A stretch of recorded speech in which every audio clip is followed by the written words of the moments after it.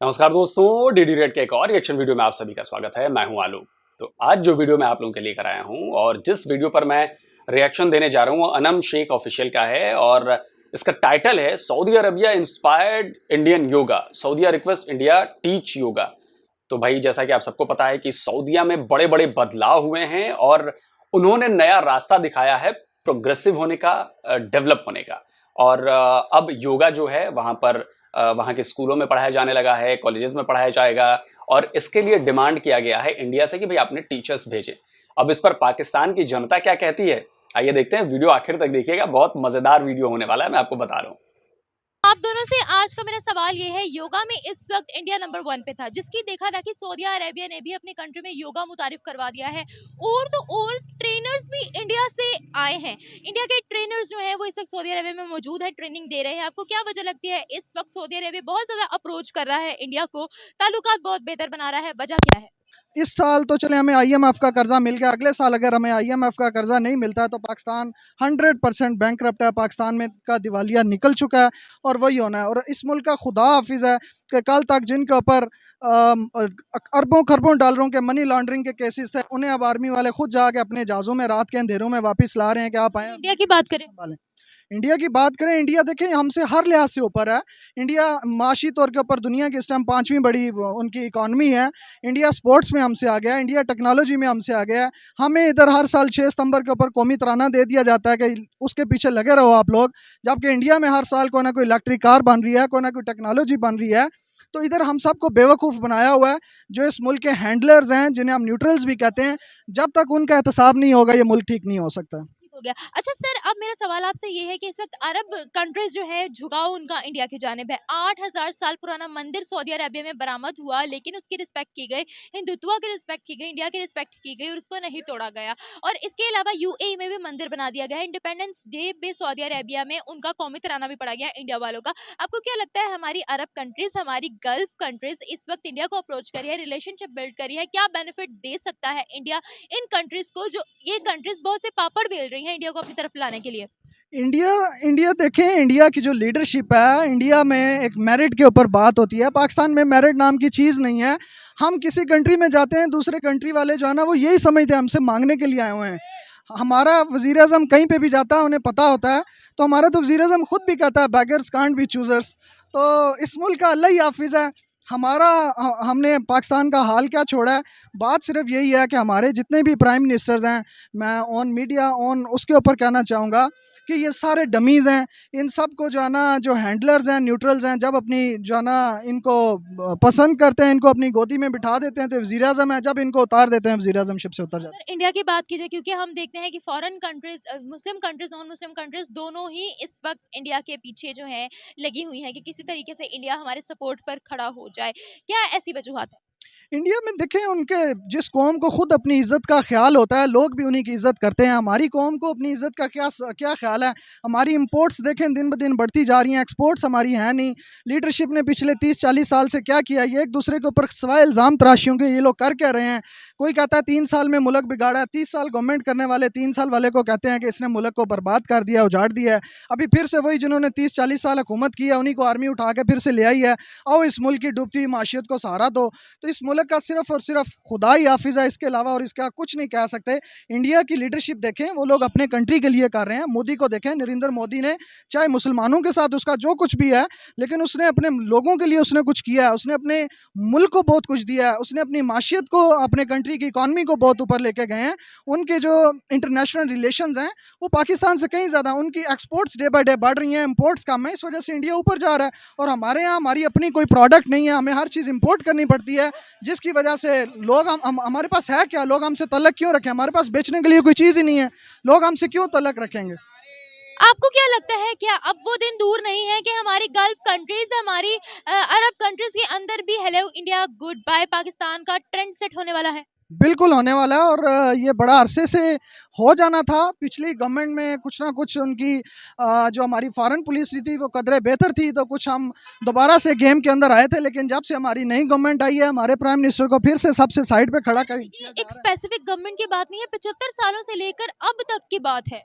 तो डेफिनेटली बात तो यही है कि जब हमारे मुल्क को चलाने वालों का एहतसाब नहीं होगा, हमारे न्यूट्रल्स हिसाब नहीं देंगे, जो 80% बजट वो लोग खाते हैं, जब वो उस चीज़ का हिसाब नहीं देंगे तो फिर मुल्क कैसे आगे जाएगा, मुल्क कैसे तरक्की करेगा। फिर अगर गल्फ कंट्रीज, अरब कंट्रीज में भी गेट आउट पाकिस्तान इसका या गुड बाय पाकिस्तान इसका ट्रेंड सेट होगा, तो आपको क्या लगता है कि फिर क्या इमेज क्रिएट होगी पाकिस्तान की? ऑब्वियसली पहले इमेज बहुत डाउन है और इंडिया कितना और उभरेगा? देखिए, इंटरनेशनली तौर के ऊपर तो पाकिस्तान बड़े अरसे से तना है, और तना इसने और भी हो जाना है जब हम अपनी इकॉनमी को ठीक नहीं करेंगे, हम अपनी फॉरेन पॉलिसी को ठीक नहीं करेंगे, हम अपने लोगों के लिए कुछ नहीं करेंगे।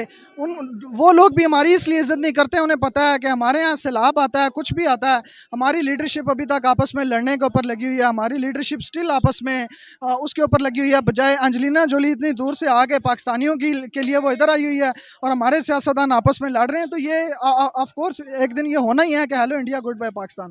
Thank you sir. देखें, बात यही है कि मांगने वाले मुल्क की कभी कोई इज़्ज़त नहीं करता है, और हम शुरू से भिखारी बने हुए हैं, हर किसी के आगे हम हाथ फैला के खड़े हो जाते हैं। अभी इस बार अगर हमें IMF का कर्जा ना मिलता तो पाकिस्तान अब तक बैंकक्रप्ट हो चुका होता, जो श्रीलंका के हालात होते वही अब तक हो चुके होते। तो अभी इस बार तो हमें कर्जा मिल गया, उसके बावजूद पाकिस्तान में डॉलर प्राइसेस देखें, इस टाइम 240 रुपये के ऊपर डॉलर चल रहा है। आप इन्फ्लेशन देखें, महंगाई देखें, एक आम आदमी बेचारा कैसे ज़िंदगी गुजार रहा होगा। आप पेट्रोल प्राइसेस देखें, एक आम आदमी की ज़िंदगी के ऊपर कितना अफेक्ट पड़ता है इन सब चीज़ों का। लेकिन हम ये है कि हर बार आगे हाथ मांग के हम आगे मांगने के लिए खड़े हो जाते हैं, तो कब तक हमें जो है ना IMF भी कर्जे देते रहेगा। डेफिनेटली जो इंडिया है उसके आप देखिए, खैर पता नहीं मुद्दा कुछ और था, मुद्दा कहीं और भटक गया। खैर वो सब घालमेल हो जाता है। बात सही है कि एक दूसरे से कड़ियाँ जुड़ी हुई होती हैं तो बातों बातों में बातें निकल आती हैं। देखिए, ये भाई साहब ने जो बात कही, इसमें बहुत कुछ सच्चाई भी है कि देखिए, अगर 75 साल को देखा जाए, जैसा कि निमरा ने कहा कि 75 साल में भी कुछ ना हो पाया, तो ये बहुत बड़ा सवालिया निशान है पाकिस्तान की सियासत पर, पाकिस्तान की सरकारों पर और पाकिस्तान की रूलिंग एलीट पर कि भाई 75 साल में आप कुछ भी नहीं कर पाए। मतलब जो हालत 75 साल पहले थी उससे भी आप नीचे जा चुके हो और अभी तक आपको ये बात समझ में नहीं आ रही है कि आपको क्या करना चाहिए। इट मीन्स कि या तो आपको कुछ आइडिया ही नहीं है कि मुल्क कैसे चलाया जाता है। आपने मुल्क बना तो लिया नया, लेकिन तब से लेकर आज तक आप समझ ही नहीं पाए कि मुल्क को चलाने के लिए चीजें क्या होती हैं, कैसे चलाया जाता है, किस तरह की पॉलिसीज होती हैं, किस तरह से आगे बढ़ा जाता है, आपको पता ही नहीं है। मतलब मैं आज एक नॉर्मल गाड़ी चलाता हूं और कल को एकाएक मुझे फेरारी दे दी जाए तो मैं नहीं चला पाऊंगा बॉस, क्योंकि मुझे नहीं पता कि फेरारी कैसे चलती है। हाँ, अगर मुझे एक्सपीरियंस होता कि जी फेरारी में गियर्स ऐसे होते हैं, फेरारी ऐसे चलाई जाती है, उसका ये सिस्टम है, तब मैं धीरे धीरे करके मुझे उसका एक्सपीरियंस होगा, तब जाकर मैं धीरे धीरे करके फेरारी चला पाऊंगा। तो पाकिस्तान के साथ यही हुआ। पाकिस्तान ने मुल्क तो अपना बना लिया नया, मुल्क तो ले लिया अपना नया, लेकिन मुल्क कैसे चलते हैं, एज ए कौम कैसे एक साथ एकजुट होकर काम किया जाता है, ये उनको पता ही नहीं था। और 75 साल हो गए हैं, इसीलिए आप लोग एक फेल्ड स्टेट बन गए हो, जिसमें जिसका जो मन करता है वो काम करता है, अपनी जेब भरता है, अपने हिसाब से चीजें करता है, अपनी बेसिकली अपनी चलाता है। वैसे ज्यादातर तो सेना का चल रहा है, जिधर वो भाई साहब इशारा कर रहे थे। चलिए आगे देखते हैं। अपने उसमें बहुत सारे प्रॉस्पेक्ट्स होते हैं, उनके अपने बेनिफिट्स होते हैं, और ज़ाहिर बात है कि हम एक मुस्लिम कंट्री हैं और सऊदीया जो है एक मुस्लिम कंट्री है, और वो ज़ाहिर बात है दुनिया के अंदर जो है वो इस चीज़ को आगे लेके जाना चाहते हैं, क्योंकि इस्लाम से और दीन से दूर किया जाए। और जिस तरीके से आस्ता आस्ता ये पेंट्रेट हुए हैं, पहले यूएई के अंदर पेंट्रेट हुए हैं, फिर उस तरीके से दूसरे कंट्रीज़ के अंदर कौन चाहते हैं इस्लाम से दूर हो? ज़ाहिर बात है कि जो एनिमी होंगे, जो इस्लाम के यानी कि जो क्रॉस होंगे, वो चाहते हैं। सर मेरी बात सुने, कोई भी किसी को कैसे दूर कर सकता है? हमारा ईमान तो मजबूत है ना। और अगर बात यहाँ पे हो रही है बिजनेस की, ट्रेड की, तो आप मुझे ये बताएं, क्या बिजनेस करना अपने मजहब से दूर होना होता है? फिर तो ये बात आ गई कि हमारा अपना ही ईमान कमजोर है। नहीं जी, बिल्कुल बिल्कुल सही बात है। कैसे कोई जबरदस्ती कर सकता है? आपको इतना डर क्यों लग रहा है कि जी इस्लाम के खिलाफ है? कहां इस्लाम के खिलाफ है भाई? अगर वो संबंध बढ़ा रहे हैं आपस में तो ये इस्लाम के खिलाफ बात हो गई। अगर वो ट्रेड कर रहे हैं, वो बेहतरी के लिए काम कर रहे हैं, अपने लोगों के लिए काम कर रहे हैं, तो उससे इस्लाम खतरे में पड़ गया। इतना कमजोर धर्म है क्या इस्लाम? इतना कमजोर मजहब है कि हर चीज से वो घबरा जाता है। और जहां पर सऊदी अरब, जहां पर इस्लाम पैदा हुआ, वहां पर ऐसा हो रहा है तो आपको लगता है कि वहां पर और कमजोर हो गए हैं। पता नहीं यार, मतलब मुझे नहीं पता कि आप लोग ये कैसे ये सोच भी लेते हो, कैसे सोच लेते हो। एज ए हिंदू मैं ये कह रहा हूँ, बीइंग ए हिंदू, जैसा कि अक्सर पाकिस्तानी कहते हैं, मुझे बिल्कुल ऐसा नहीं लगता। कोई मुझे ऐसे, आप कुछ भी कर लो यार, ठीक है यार, हमें कमजोर नहीं कर सकता कोई ऐसे। हम खुद जब तक कमजोर नहीं होंगे नहीं होंगे। आप समझिए इस बात को। फाइनली ये जो चीज़ें होती हैं, ये जो प्लानिंग्स होती हैं, इतनी शॉर्ट टर्म में नहीं होती, एक लंबी प्लानिंग्स होती हैं। उसके ऊपर पीछे जो है चीज़ों को लेके जाया जाता है और आस्ता आस्ता चीज़ें जो है ये की जाती हैं ताकि इनको मज़हब से दूर किया जाए और इनको वीक किया जाए। और ये आज से नहीं है, ये सालों साल से चीज़ें चलती आ रही हैं। और जितने भी दूसरे कंट्रीज़ हैं जिसको यानी कि हम कहें कि एंटी अमेरिका कह लें, ज़ाहिर बात ये एक ही इंडिया, एंटी अमेरिका, इसराइल और ये जो जितने भी हैं, वो ज़ाहिर बात है कि इस्लाम से आपको दूर डायरेक्टली नहीं कर सकते। सर आप मुझे एक बात बताएं, क्या इनका सिर्फ एक यही प्रोपेगेंडा रह गया कि हम लोगों ने मुसलमानों को टारगेट करना है? एक मिनट में आप देखें, अब पाकिस्तान एक मुस्लिम कंट्री है, ठीक है, जिसको अब अमेरिका तक नहीं पूछ रहा, जिसका दोस्त अपना भी जो है वो दूर हो चुका है। आप कैसे कह सकते हैं कि उनका सिर्फ, उनको अपनी कंट्री का कोई काम नहीं है, उनको अपनी ट्रेड से कोई काम नहीं, उनको अपने बिजनेस से कोई काम नहीं है, सिर्फ उनको यही काम है कि मुसलमानों को उनका इस्लाम जो है वो कैसे छुड़वाया जाए? आप मुझे ये बताएं, इस वक्त अरब कंट्रीज खुद इंडिया को अप्रोच कर रही है, क्या वो खुद चाहती है कि हमारा जो है वो मजहब दूर हो जाए, या इसमें बिजनेस पॉइंट ऑफ व्यू से ही हमें देखना चाहिए? हम लोग हर चीज़ में नेगेटिविटी क्यों ढूंढते हैं? क्या यही वजह है कि आज हमें कोई इंटरनेशनल मार्केट में इन्वेस्टर आ ही नहीं रहा हमारी तरफ? नहीं, इस तरीके से नहीं है और ये ऐसा नहीं है। आप सिर्फ इसको इस्लाम से दूर देखते हैं, आप बिजनेस पॉइंट ऑफ व्यू से बात नहीं करते। बिजनेस पॉइंट ऑफ लिहाज से अगर उस चीज़ को बात किया जाए तो बहुत सारी अपॉर्चुनिटीज़ जो हैं वो मुस्लिम कंट्रीज़ के अंदर भी हैं। ऐसा नहीं है कि मुस्लिम कंट्री के अंदर अपॉर्चुनिटी बिजनेस ट्रेड नहीं है, लेकिन हमारे जो रिलेशनशिप है और हमारी जो बेनिफिट्स है वो इन कंट्रीज़ के साथ ज़्यादा होते हैं जो ना, ठीक है। और क्योंकि हम बिजनेस से हट, क्योंकि उनके ऑब्जेक्टिव और हैं और हमारे ऑब्जेक्टिव डिफरेंट है, और वो अपने ऑब्जेक्टिव को अचीव करते हैं डिफरेंट तरीके से जो ना। तो किसी के साथ बिजनेस करना डजंट मीन कि आप उसके कल्चर में जा रहे हो, आप उसके रिलीजन में जा रहे हो। बिजनेस तो बिजनेस होता है। बिल्कुल बिजनेस बिजनेस ही होता है, और हम नहीं कहते कि बिजनेस है, लेकिन उसके पीछे जो कुछ ऑब्जेक्टिव होते हैं वो उस तरीके से करके उसको मनवाते हैं बस। अच्छा, अब सवाल निम्रा छोड़ दीजिए, इनको बात समझ में नहीं आएगी, इनको फैक्ट्स समझ में नहीं आएंगे।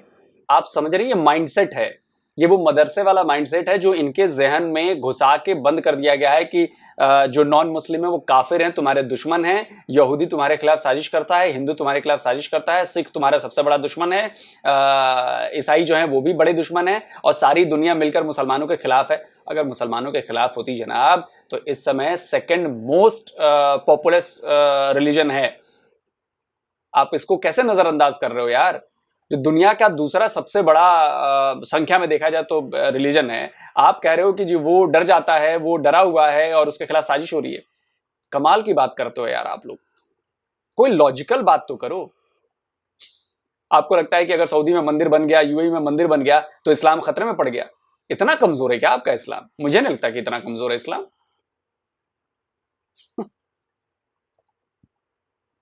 मेरा आपसे ये है कि गल्फ कंट्रीज, हमारी अरब कंट्रीज इस वक्त इंडिया को अप्रोच करी है। 8000 साल पुराना मंदिर सऊदी अरेबिया में बरामद हुआ, लेकिन हिंदुत्व की रिस्पेक्ट की गई है, इंडियंस की रिस्पेक्ट की गई है, उस मंदिर को नहीं तोड़ा गया। यूएई में भी मंदिर बना दिया गया है, इंडिपेंडेंस डे पे कौमी तराना पड़ा गया है सऊदी अरेबिया में इंडिया का। तो आपको क्या लगता है कि इस वक्त जो रिलेशनशिप बिल्ड किए जा रहे हैं इंडिया के साथ, हमारी मुस्लिम कंट्रीज के, गल्फ कंट्रीज के, आपको क्या लगता है कि क्या बेनिफिट देने वाला है इंडिया इन कंट्रीज को? कितना फायदा होने वाला है? ये पाकिस्तान में भी है, और पाकिस्तान में भी क्या है पाकिस्तान में? बहुत सारे मंदिर्स हैं, ठीक है, बहुत सारी इस तरह की चीज़ें मौजूद हैं, और वहाँ पे भी स्पेसिफिकली मंदिर को नहीं बात करने का मकसद ये था कि इतना जो अप्रोच किया जा रहा है, उनको उनकी रिस्पेक्ट की जा रही है, उसके पीछे छुपा हुआ राज क्या है? क्या बेनिफिट हासिल करना चाह रहे हैं, या क्या बेनिफिट दे सकता है इंडिया? यानी इंडिया बेनिफिट दे सकता है, वही आपकी जो चीज़ बात है ट्रेड के लिहाज से उसको बेनिफिट दे सकता है, लेकिन वो जो मेन उसके अंदर ऑब्जेक्टिव होता है कि जो आपके मुस्लिम कंट्री का पिछले दिनों में जो थोड़ा सा हुआ था कि इनका इत्तेहाद हो रहा था, उसे थोड़ा सा दूर किया जा रहा है कि अगर बेनिफिट्स नहीं दिए जाते तो वो डेफिनेटली कभी ऐसा नहीं होता कि आप किसी एंटी में, जब भी आपने किसी चीज़ को तोड़ना होता है, किसी के एंगेज करना होता है, तो कुछ ना कुछ बेनिफिट आप देते हैं उनको। ऐसे तो हमने भी इंडिया से हेल्प मांगी है, तो क्या हम लोग अपना आप फिर तोड़वाना चाह रहे हैं? क्योंकि देखिए, हम लोगों ने तो बारहा इंडिया को अब सैलाब में कहा है कि हमारी मदद कीजिए, बल्कि हमने तो दूसरी नॉन मुस्लिम कंट्रीज से भी हेल्प मांग ली है। हमने मांगी है ना, एक मिनट, हमने मांगी है ना यूनाइटेड नेशंस में जाके, हमने एससीओ की मीटिंग में जाके मांगी है ना, तो फिर यहाँ पर ये भी सवाल पैदा होता है कि क्या हम खुद दूर होना चाह रहे हैं? हम लोग जो है ना, ये आज से नहीं है, हम लोग जब से पाकिस्तान बना है तब से एड ले रहे हैं, और तब से दुनिया से मांगते ही आए हैं। अगर हमारा एक बन चुका है, लेकिन अरब ममालिक एक डिफरेंट उनका सिनेरियो है और वो अल्लाह ताला ने कुदरती वहाँ पे ज़खायर रखे हुए हैं, लेकिन उनकी अप्रोच जो है डिफरेंट है। वो उस लिहाज से उनके जो रिलेशनशिप है जो एंटी मुस्लिम है वहाँ उनके साथ ज़्यादा है। एंटी मुस्लिम्स के साथ उनकी ज़्यादा, क्योंकि वो लोग बिजनेस कर रहे हैं ना, क्योंकि वो लोग आगे जा रहे हैं और पाकिस्तान मुस्लिम कंट्री होने के बावजूद इस वक्त पाकिस्तान में कुछ भी नहीं है। अब सवाल मेरा ये है कि गल्फ कंट्रीज और अरब कंट्रीज में भी क्या hello India good bye Pakistan का ट्रेंड आम होने वाला है? क्या लगता है आपको? नहीं ऐसा नहीं है, लेकिन जैसे फैक्ट्स एंड फिगर्स पे बात करें, बीइंग अ पेट्रियट तो हम यही कहेंगे, लेकिन हकीकत पर बात करें। हाँ नहीं, अगर हकीकत से देखें तो इंडिया और जितने भी इसराइल हो गया और अमेरिका हो गया, तो उसके अंदर वो उनकी यही चीज़ है कि पाकिस्तान, तुर्की और ईरान इनसे दूर किया जाए जो ना, तो इस वजह से उनके अंदर रिलेशनशिप ज़्यादा है। मुझे एक बात बताएं कि अगर हमारी कंट्री से किसी को मफाद मिल रहा है तो कोई क्यों नहीं आएगा? अगर हमें किसी नॉन मुस्लिम कंट्री से मफाद मिला है तो हम भी मूव करेंगे ना वहाँ पर।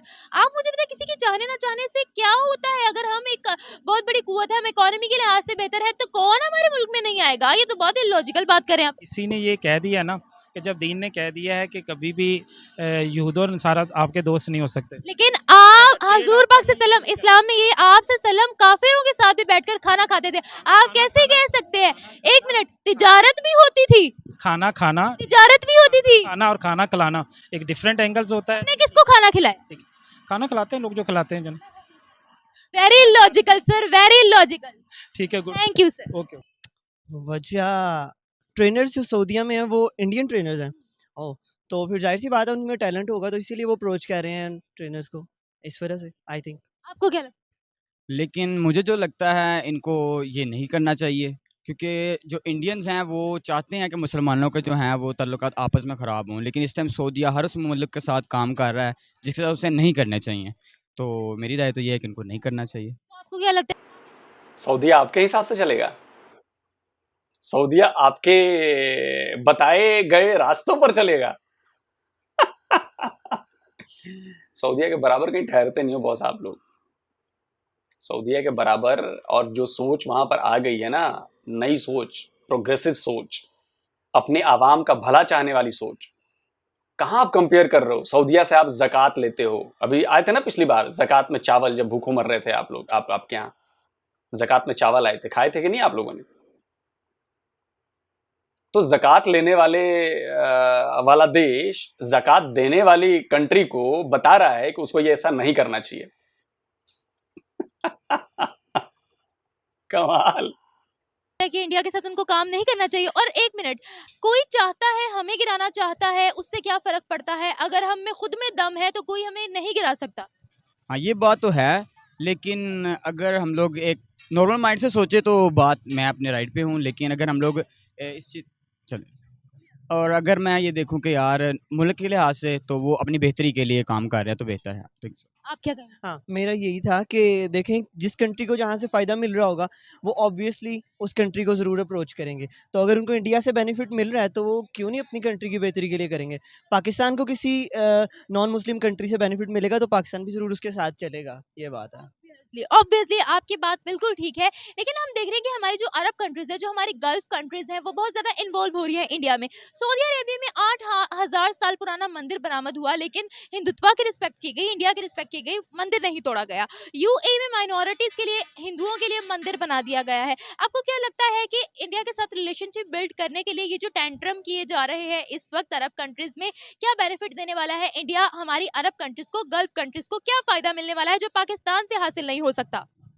मैं ये कहना चाहूँगा, एक पहले बात तो मैं ये कहना चाहूँगा कि देखें इंडिया, जितने भी मुस्लिम्स हैं इंडिया में उनको प्रॉपर उनके राइट्स नहीं मिलते, ठीक है। ये बात तो बिल्कुल सोशल मीडिया के थ्रू हमें पता चलती है। शहबाज शरीफ ने भी ये मुद्दा उठाया था। देखिए निम्रा, मैं आपको रिक्वेस्ट करूंगा, हाथ जोड़कर रिक्वेस्ट करूंगा कि अगली बार अगर कोई आपसे ये कहे तो प्लीज उससे सवाल पूछें कि कौन से राइट्स नहीं मिलते हैं। उन्हें खाने का राइट नहीं है, उन्हें पीने का राइट नहीं है, उन्हें अपनी इबादत करने का राइट नहीं है, या उन्हें मस्जिद बनाने का राइट नहीं है, या उन्हें फ्री में सड़क पर घूमने का राइट नहीं है, या उन्हें वोटिंग का राइट नहीं है, या उन्हें पढ़ने का राइट नहीं है, या उन्हें सरकार की सुविधाएं लेने का राइट नहीं है। कौन से ऐसे राइट्स हैं जो इंडिया ने नहीं दिए? मेरा नाम जैनब है, मैं दिल्ली में रहती हूँ। हम बहुत हैप्पीली रहते हैं यहाँ पे। हमें हर तरह के राइट्स हैं, एजुकेशन के, अपनी बात बोलने के, सही गलत बोलने का, और किसी भी फील्ड में जाने का, चाहे वो गवर्नमेंट हो या फिर आर्मी हो। और जो एक नॉन मुस्लिम को राइट्स है, वही इंडिया में मुस्लिम्स को भी राइट्स है। मेरा नाम ताहिर मिर्ज़ा है और मैं नई दिल्ली में रहता हूँ। आपका क्वेश्चन ये था कि इंडिया में मुस्लिम कैसे रहते हैं, तो इसका जवाब ये है कि बहुत अच्छे से रहते हैं और यहाँ तो पता ही नहीं चलता कि हिंदू कौन है, मुस्लिम कौन है, क्योंकि हर जगह एक साथ होते हैं। कॉलोनी में एक साथ, स्कूल में एक साथ, कॉलेज में एक साथ होंगे और आपका ऑफिसों में एक साथ, कहीं भी चले जाएं हमेशा एक साथ ही मिलते हैं। ऐसी कोई जगह नहीं है जहाँ पे एक साथ ना हो, हर जगह एक साथ हैं। मेरा नाम अमन है, बोल रहा हूँ। मेरा 80% दोस्त हिंदू है। स्कूल बोलिए, कॉलेज बोलिए, सब जगह हम लोग अच्छे से रहते। वो हमारे घर आता है, हम उनके घर जाते, एक साथ हम सब फेस्टिवल सेलिब्रेट करते हैं और हम यहाँ पे बहुत खुश हैं। और पाकिस्तानी मीडिया में पाकिस्तान में दिखाता है यहाँ के मुस्लिम खुश नहीं है, उनको डोमिनेट किया जाता है दूसरा, लेकिन ऐसा कुछ नहीं। तो निम्रा प्लीज, या जो भी पाकिस्तानी दूसरे यूट्यूबर्स मेरी बात को सुन रहे हैं, तो प्लीज अगर जब भी कोई ये कहता है कि भाई आप उनसे पूछें कि भाई कौन से राइट्स इंडिया में मुसलमानों को नहीं मिल रहे हैं, बस ये मुझे इसका जवाब चाहिए। लेकिन जब वहां पर उनका सर्वे किया गया, उन्होंने कहा कि कश्मीर का मामला अलग है, हम लोग यहाँ बिल्कुल सेफ है। एक्सट्रीमिस्ट तो फिर हर जगह होते हैं, उन्होंने ये कहा है, यहाँ पर भी कई कई जगहों पे है, लेकिन हम सेफ हैं, हम कहीं भी आ जा रहे हैं। तो ये मुद्दा उठाना बनता ही नहीं है। कश्मीर वाला मुद्दा तो उठाना बनता नहीं है, ये तो सीधी बात है, कश्मीरी खुद है। मैं मुस्लिम के हिसाब से बात कर रहा हूँ कि मुस्लिम जो है इंडिया में उनको प्रॉपर राइट नहीं मिलते। अक्सर देखने को वीडियोस मिलती हैं मुस्लिम के साथ बुरा हो रहा होता है। लेकिन खैर, आपने जो बात की है कि गल्फ़ कंट्रीज़ क्यों उनको अप्रोच कर रही हैं, देखें इंडिया इस टाइम नेक्स्ट सुपर पावर्स में से है, ठीक है, टॉप कुछ कंट्रीज़ में से है, तो ऑब्वियसली ज़रूर कंट्रीज़ उसको अप्रोच करेंगी। आपको क्या लगता है? जैसे इसने बात किया है, इसकी बात मोस्टली जो है राइट थी, दम था इसकी बात में कि वो इसीलिए कर रहे हैं अप्रोच, क्योंकि हर मुल्क जिस तरह इसने बात की कि तरक्की चाहता है अपनी, तो वो उसके लिए हर मुमकिन कोशिश करेगा कि जिससे उसे फ़ायदा हासिल हो। हर मुल्क अपनी फ़ायदे के लिए ही काम कर रहा है, फ़ायदा होगा तो वो तरक्की करेगा, नहीं होगा तो नहीं। पांचवी बड़ी कुवत है, यूके को बीट कर दिया है इंडिया ने, तो फिर हमारी जो मुस्लिम कंट्रीज उनकी तरफ रुझान कर रही हैं, ना सिर्फ मुस्लिम कंट्रीज भी बल्कि नॉन मुस्लिम कंट्रीज भी उनकी तरफ जा रही हैं। चाइना को ही आप देख लें, चाइना ने हमें छोड़कर उनकी तरफ रास्ता अपना लिया है। तो आपको क्या लगता है कितना बेनिफिट इनको हासिल होने वाला है इंडिया से ट्रेड में या ताल्लुकात कायम करके? देखें, जैसे आपने बताया यूके को बीट कर चुकी है इंडिया, तो फिर ऑब्वियसली बहुत फ़ायदा मिलने वाला है। और चाइना की बात है, चाइना ने तो पाकिस्तान को जब भी यूज़ किया अपने मतलब के लिए किया है। जो भी उन्होंने प्रोजेक्ट्स पाकिस्तान में बनाए हैं, सारा उनका अपना बेनिफिट है उसमें, इसलिए तो। और जो कंट्रीज़ इंडिया के साथ मुआहदे कर रहे हैं वो तो ऑब्वियसली बहुत फ़ायदे में जाने वाले हैं। आप क्या कहेंगे? नहीं, आपकी इस बात पे थोड़ा सा मैं बोलूँगा कि चाइना ने अगर किया है तो देखो, हमारे मुल्क में फॉर एग्जांपल जैसे ऑरेंज ट्रेन का एक था, उन्होंने वो तैयार करवाई। अब हमारे मुल्क के जो हमारा मुल्क है, वहाँ इसमें इस तरह की जो चीज़ है वो नहीं आ सकती थी। अगर ये तरह की चीज़ फॉर एग्जाम्पल जैसे ऑरेंज ट्रेन उन्होंने बनाई इधर, ये पिछले कई सालों से चल रहा था, लेकिन जैसे ये चाइना के पास मुआहदा गया तो इसको होने में तकरीबन माह भी नहीं लगा, 2 माह लगे हैं, तो ये सारा मसला हल हो गया। चाइना ने हर मुमकिन कोशिश की है, हमारे साथ मदद भी की है, लेकिन चाइना भी फिर वही आ गया ना कि जहाँ पे उसको फ़ायदा नज़र आएगा वो ओबियसली उसी साइड पे जाएगा। तो आई थिंक हमारी अपनी भी तो गलतियां। देखिए, डे 1 से चाइना हम पर पैसे लगाता रहा है और आगे से हमने क्या रिजल्ट शो किया है?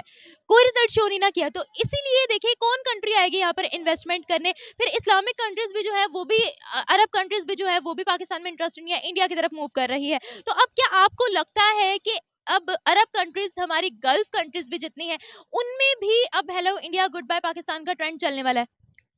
आई थिंक सो, चलेगा, चलना चाहिए। क्यों?